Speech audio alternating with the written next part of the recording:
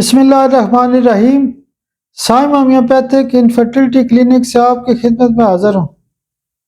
آج کا جو ہمارا ٹاپک ہے وہ بھی بچوں کی ایک خاص بیماری ہے جس کو آٹزم کہتے ہیں۔ سب سے پہلے ہم یہ دیکھتے ہیں کہ آٹزم کیا ہوتا ہے۔ آٹزم بیسیکلی ایک ایسی بیماری ہے، ایک تو یہ جینز کی خرابیوں کی وجہ سے ہوتی ہے، اس کے علاوہ کچھ انوائرمنٹل فیکٹرز ہوتے ہیں اس وجہ سے ہوتی ہے۔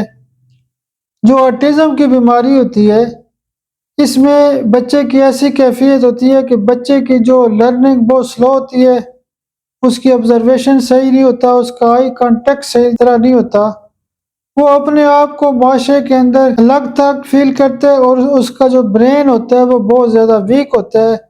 اگر اس کے سامنے کوئی بندہ آتا ہے تو اس بچے کو یہ نہیں سمجھ آتی کہ میں نے اس میں انٹریکشن کیسے کرنی ہے، یا وہ غور فکر نہیں کر سکتا، اس کا دماغ کمزور ہوتا ہے۔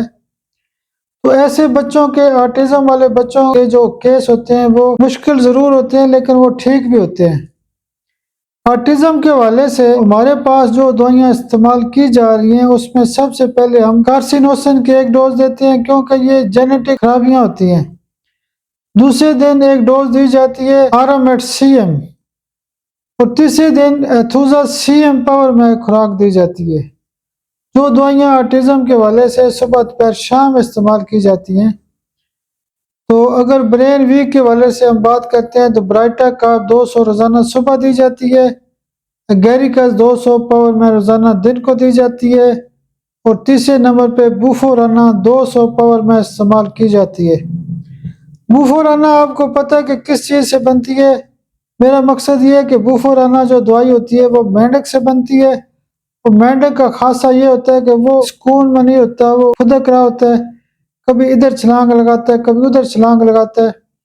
تو آٹزم کے جو بچے ہوتے ہیں ان کا دماغ تو ویک ہوتا ہے لیکن ان کی جو باڈی ہوتی ہے اس کو سکون نہیں ہوتی، کبھی ادھر بھاگتے ہیں کبھی ادھر بھاگتے ہیں، ان کو ہوش حواس ہی نہیں ہوتی کہ مجھے کوئی دیکھ رہا ہے، وہ محسوس کرے گا یا میں غلط ایکٹیویٹی کر رہا ہوں۔ تو یہ جو پروٹوکول ہوتا ہے یہ آٹزم کے حوالے سے زیادہ تر کیس کو ٹھیک کرنے کی صلاحیت رکھتا ہے۔ آپ میرے لیے دعا بھی کیا کریں۔